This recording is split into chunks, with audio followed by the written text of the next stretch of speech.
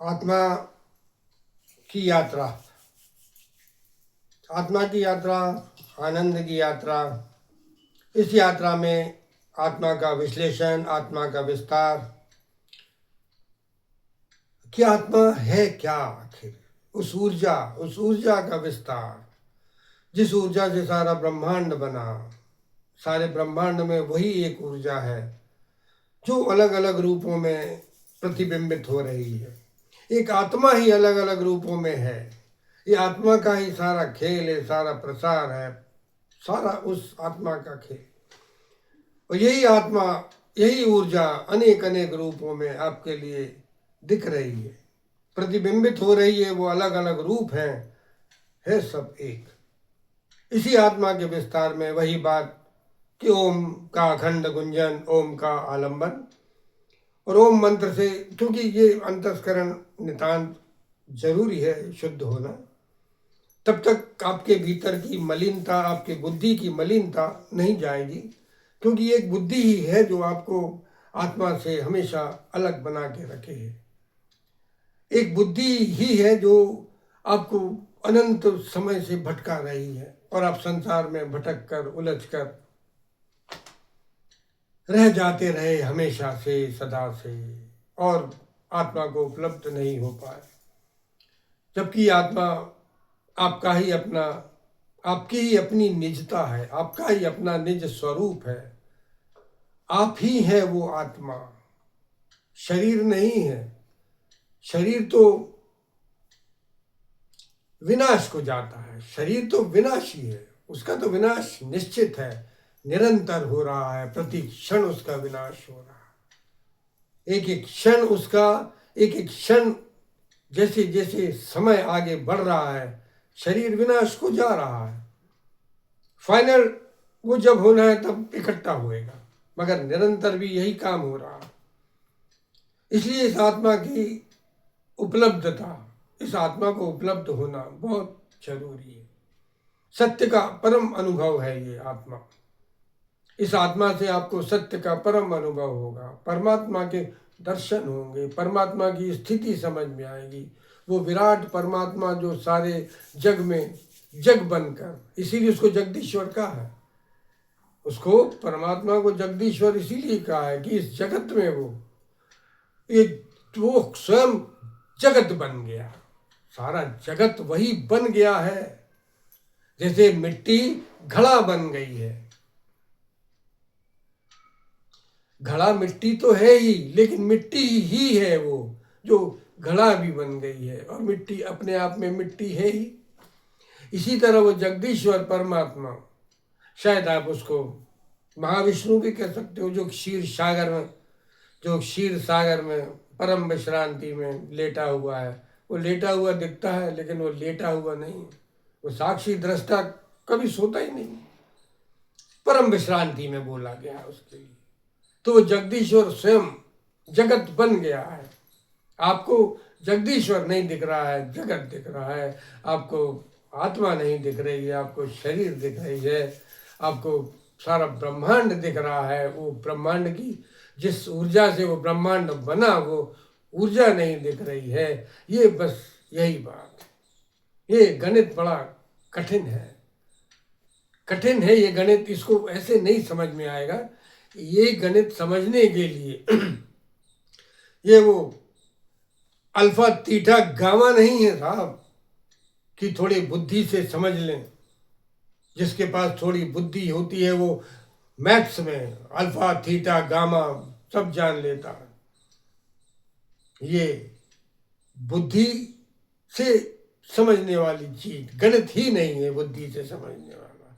ये समझ में आएगा तो केवल अनुभव से, और अनुभव के लिए ये सारी यात्रा है और प्रकार प्रकार की साधना है, जो जिस साधना से जिस तरफ निकल जाए।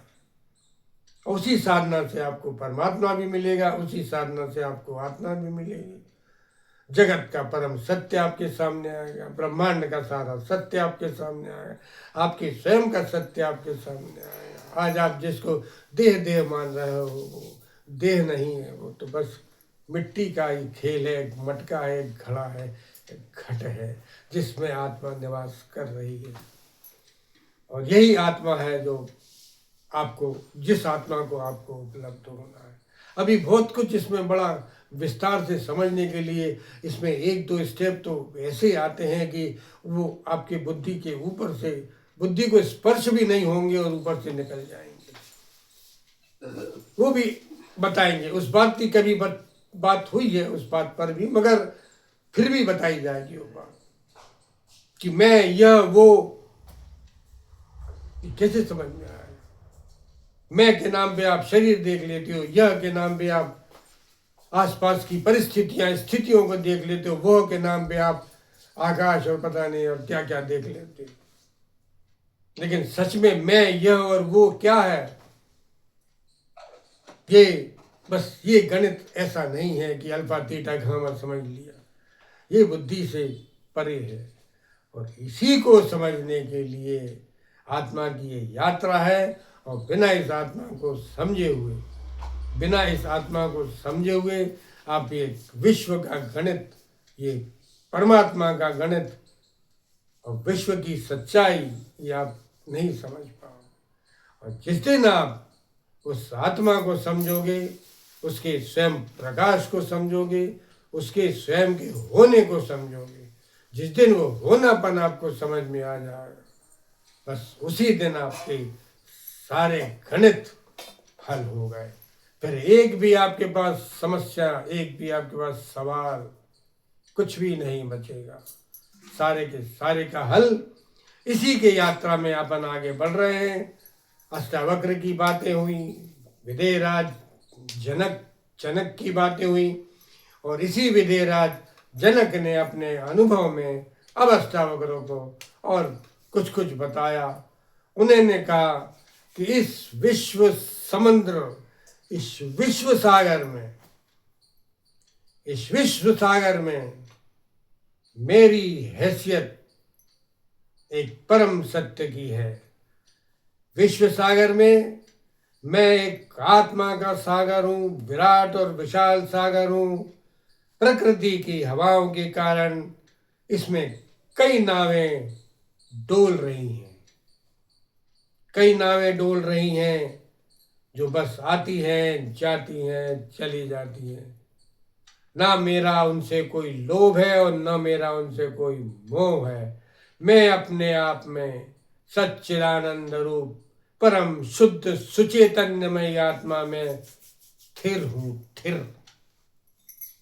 अब उनके अनुभव में और वृद्धि हो गई और उनका अनुभव पक्का, निश्चय, दृढ़ निश्चय हो गया अब उनके लिए कि एक विश्व समंदर में मैं सागर आत्मा, मुझ सागर में कई नावें डोल रही हैं, जो आ रही हैं, जा रही हैं, डोल रही हैं। मुझे उससे कुछ भी सरोकार नहीं है। मैं सुचेतन्य आत्मा में स्थित हूं। मैं महाकाश सागर रूपी महाकाश में नितांत शांत हूँ, विश्रांति में हूँ। इसमें कई प्रकार के गुबार, धूल, धक्कड़ सब उड़ के समा रहा है, बादलों के इर्द गिर्द घूम रहा है और घूमने के बाद घूमता हुआ भी दिख रहा है, लेकिन मुझे उनसे कोई सरोकार नहीं। मैं अपने सुचेतन्य आत्मा में परम विश्रांति में हूँ, परम शांत अवस्था में हूँ। मेरी अवस्था स्थिर है, स्थिर, उसमें कोई हलचल नहीं है। सारी की सारी हलचल देह में है और अंतस्करण में है। मुझ में कोई हलचल नहीं है। मैं परम शांत हूँ, परम विश्रांत हूँ। यही मेरा स्वभाव है, यही मेरा स्वरूप है। शांताकारम। मैं निराकार हूँ, मैं साकार से मुझे कोई लेना देना नहीं। इस तरह विदेहराज अपने अनुभव में बढ़ोतरी, विदेहराज के अनुभव में बढ़ोतरी, अनुभव उनकी ओर विराट होते जा रहे हैं। और क्योंकि उनको सत्य का जबरदस्त अनुभव हुआ है। और सत्य जब अनुभव में आ जाता है तो फिर सारी चीजें जो भी है इस संसार में सिवा सत्य के, फिर वो सत्य उन सारी चीजों से उपराम हो जाता है, बाहर हो जाता है। फिर उस नकली चीजों का उस सत्य को कुछ भी लेना देना नहीं। जैसे कि आपके लिए अगर रेलगाड़ी, छोटी गाड़ी या कोई भी मोटरसाइकिल, साइकिल जब तक नकली मिलती है तब तक आप नकली में उलझते हो, लेकिन जिस दिन आपके लिए असली वाली मोटरसाइकिल मिल गई फिर आप नकली वाली को हाथ भी नहीं लगाते हो सकता है लात मार के अलग कर देते हो। क्यों? सत्य मिल गया आपको, असली वाली मिल गई। इसीलिए ये असली परम सत्य में विदेहराज उतरने के बाद ब्रह्मांड की सारी, संसार की, विश्व संसार सागर की सारी स्थितियां उनके लिए सब नश्वर, विनाशी, एक अविनाशी उनको आत्मा मिलने के बाद सब विनाश दिख रहा है उन्हें। अब आगे की यात्रा में अब विदेहराज अष्टावक्र को और जो अपने बड़े बड़े अनुभव बताएंगे वो देखें।